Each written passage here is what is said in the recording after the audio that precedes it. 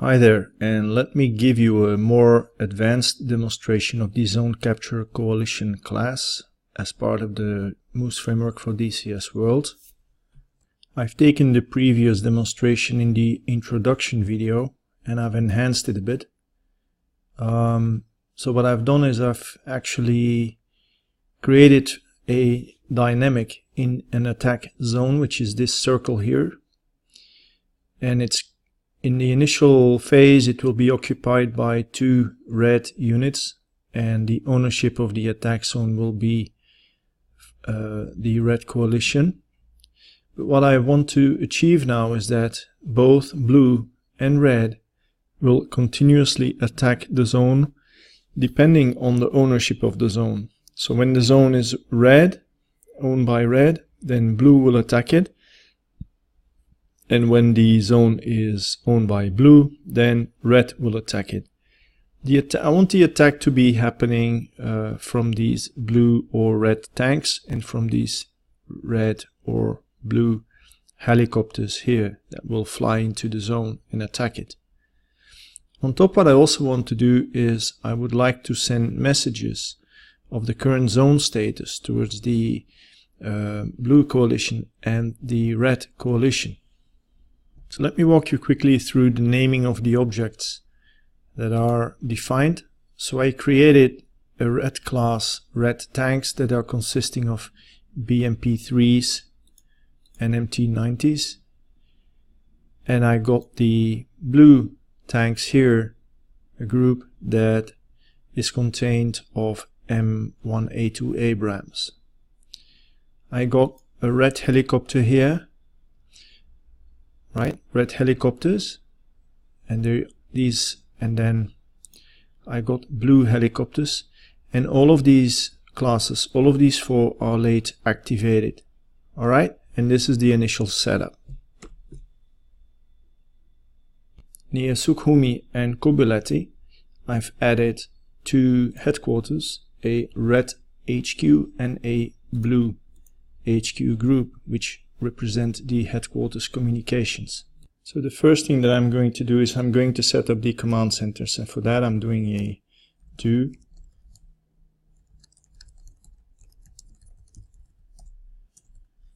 I'm making a Russian command center. So I do command control space command center new, and then I need to search for the group, so I do find by name, and my name for my red command center was red HQ, and then I'm saying the command center name as it would appear in the mission would be Russia HQ. And I'm doing the same for the US, but then I will rename those objects. I'm copying that, just US command center, find by name, blue HQ, right? And that could be USA HQ. So that's done. So that's a do block. Just bear in mind that these variables, they're not, I haven't put local on the front here. So these variables will be globally known within your complete mission execution. So RUCC and USCC can be used anywhere within the scripting logic. So that sets up the command centers. Now I'm going to create the spawning objects. So remember that I had here these, these tanks here, these groups. And for that, I'm going to set up now the spawning objects, and I also want to have those globally defined. So I'm gonna make a video of the first one, and then I will do the rest in a faster way. So I create a spawn object, new, right, and let's make a normal spawn object, blue helicopters. Voila, that's simple. Now let me do. So those 4 objects now here define my spawning objects. Heli blue spawn, tank blue spawn, heli red spawn, and tank red spawn. So now I'm ready to start developing the mechanism here. So when the zone is being owned and guarded by red units, then I want to spawn in blue units that will attack red, and vice versa. When this is owned by blue and there are blue units in there, then I want red to start attacking the zone. How do I do that? Using the guarding event. So this is my state process again here. So when the zone coalition, zone capture coalition object gets into guarded state, I want to capture that event and do my own custom logic. I do this by copying this line here. This is important. This is a parameter that that tells the Lua LDT environment what the self environment is in that function that I'm going to define here. And now I can just do this function zone capture coalition, which was already defined. I can do control space to automatically expand the variable. I do double point, and now I can type on capital O, enter, guarded, just like this. Make an end so I don't forget. And then now I want to check, the first thing I want to do is to check who is the owning coalition of the zone capture coalition object. How do I do that? Well, I create a local variable, coalition equals self, and then get coalition. Here it is. Next, the zone capture coalition has a zone name, attack zone. What I want to do is I want to retrieve that, and there's a method for that. So I'm doing again zone name equals self get zone name. Right. Now, what I want to do, I want to test who is the owning coalition. How do I do that? I do if coalition equals coalition, and there's an enumeration type within DCS, coalition.side, and then I can use blue or red. I'm going to use blue here. So when the owning coalition is blue, I want to send a message. So what I'm going to do is I'm going to send a message from the Russian command center and from the US command center. From the Russian side, I'm going to say, this is the blue coalition, so the coalition, the vicinity is still guarded by USA, so I'm going to send enforcements underway to capture the zone. How do I do that? RUCC, which is my Russian command center. And then I'm having here a message type to coalition here, right? And I can do just string format the vicinity %s is still guarded. Enforcements are underway to capture the zone. And I want to express then the zone name that I added here, right? And that one is going to be of a message type, message type, and then the type would be here information, and this has to do with how long the message will be displayed based on the settings of the player. Now the next thing that I want to do is want to get the red helicopter and the red tank to be attacking towards the zone, and for that I need to spawn them, and then I need to set some coordinates so that the red tank and the helicopter are flying towards the attack zone. It's very simple. I create a attack coordinate which can be retrieved from the attack zone, right? There's a function get random coordinate. I'm going to select a random coordinate. I can even say give me an inner or outer radius in that, but I'm going to skip that for the moment. We're just going to create a point within the attack zone to fly to. Similarly, I'm going to create a heli red group, and now I'm going to spawn the heli red helicopter. Yeah. How do I do that? I have my spawn object here, and I'm spawning one group, and the return value of that is going to be my group. For that group, I want to make that group that has just been spawned, I'm going to want that to be flying towards the attack coordinate.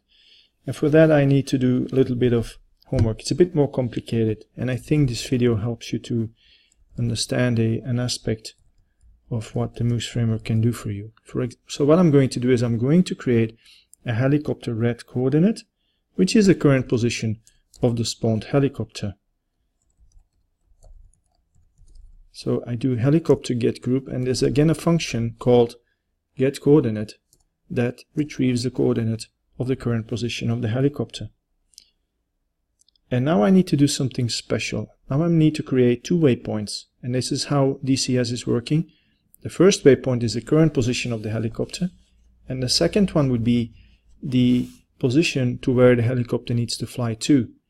And both of them need to be what we call waypoints in DCS, and these have to be from a specific type, namely an air waypoint. We have two types. We have air waypoints and we have ground waypoints. So what I'm going to do now is I'm going to create two air waypoints because we have an airborne group here that we need to control. The first is I'm going to create a current waypoint. Right? How do I do that? Very simple. I have my heli red coordinate, and the coordinate methods have a couple of functions called waypoint.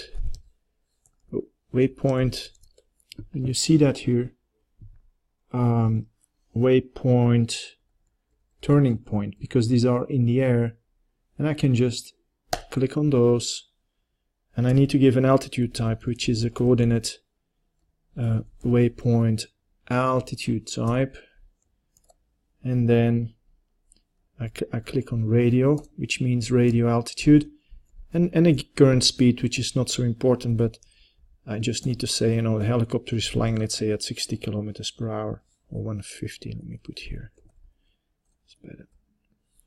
Right. Now I'm going to create the two-way point. So this is the point to where the helicopter will fly to, and I follow the same method, but here I need to use the different coordinate, not heli red coordinates, but attack coordinate.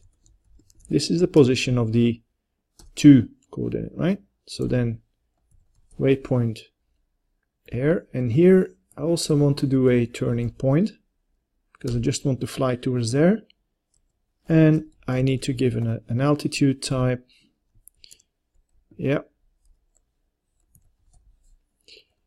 Altitude type radio, and a speed of, let's say, 150 kilometers per hour. Okay. Now, when I have that, now I can route the helicopter. So now I got two waypoints here, and now the heli red group has a method called route. All right, here, route. And what does route want? It wants a route, and a route is basically a list of waypoints. So I got the waypoints here. I got this waypoint, current waypoint, and I have two waypoints. These are just strings. Just remember it works like this, right? And I want to start routing after 1 second. Okay. I want the helicopter, when you route it, it won't really react because it will just fly there. I want it to actually start doing some attack. So what I can do just simply here is option return rules of engagement weapon free. I'll select that, and it will just attack any object it will find from blue side, just for simplicity. That was the helicopter, and now I'm going to do the tank. For the tank red, tank red group, again I'm going to spawn a tank, a new tank in the sim. I'm using the spawn command. Now I can do tank red group, and I'm doing something else. Instead of building a route, I'm just gonna use a command route ground to, which is different, right? It's different than that, and it's a bit more easy. So it will create all of this for you, but for a ground air, so for a ground group. So I just need to give the attack coordinate, right, and the speed. And for the speed, I'm going to do a little more advanced. I'm going to make a random speed between 60 and 80 kilometers per hour, for example. I'm going to give it a formation, which is, as you remember, the string V, for example. And I want to execute that after 1 second. That's it. And once that is done, I think I have now everything, and I think the helicopter and the tank group from red will spawn in when the coalition is being guarded on the blue side. I want to do the same on the red side. So what I want to do is I want to copy that and create the mirror on the blue side. So just quickly pasting that in, making a bit of space here so that the consistency of the code is a bit more clear. This is for the helicopters, and then this is for the tank. Alright, same thing.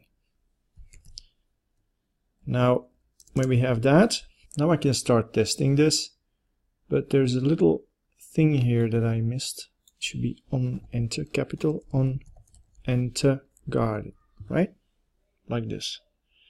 I'm going to load this into my mission. How do I do that? As you know, right, and play. So I'm going to join this mission on the blue side, Game Master. Now you see this box, so the class automatically creates for each capture zone a box like this, saying the ownership is of Red Coalition. You need to capture the zone attack zone on the blue side, and the status is guarded, meaning that the for the blue side, the Red Coalition is guarding that zone. So you can see the zone being attacked, and remember that I had defined as well here an on enter empty. So once the zone gets empty, flares will be fired off in the air. So in order to view that, let me get into a nice view here. So once the zone gets empty, you will see those flares being fired off, and here they are. Yeah, there they are. So now when you go back into the map view, you'll see that the box has changed. The status of the zone is empty. The owning coalition is still red, and it needs to be captured, by blue. So if we go further, what you see now is the tanks are entering the zone, the helicopters are flying into the zone, and once they enter the zone, the status of the zone will change.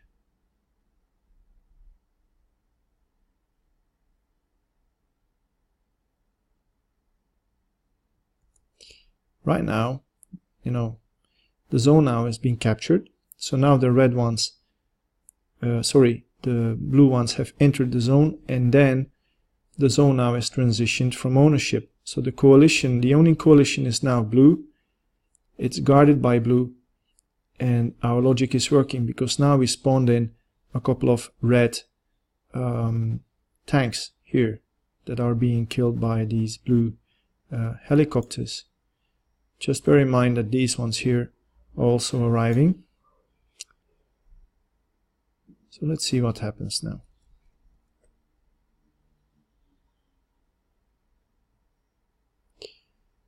So now you see the status has become back empty, but the owning coalition is still blue. But the red helicopters are flying into the zone and will capture it. So now the zone has been captured by red,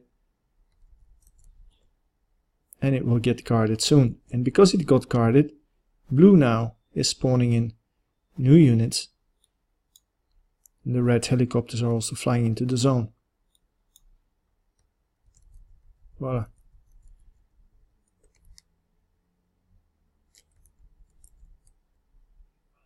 So now blue is entering the premises of the zone, and you see the zone being captured by blue and being guarded by blue. Now you see red spawning in, right? So this is a bit the explanation of how you can create a dynamic of zone attack or zone defenses. Now, of course, this is not really a very compelling event because there aren't any players involved, but it shows you the chain mechanisms that you can set up in creating these zone processes. So thank you for your attention. It's a bit a long video, but I thought of coding and typing it in for you so you can really understand the possible things that you can do. Alright, so let me give the text here. Still, there are text messages being sent, I think. No, let that. Okay, I'm gonna close the video. Bye bye.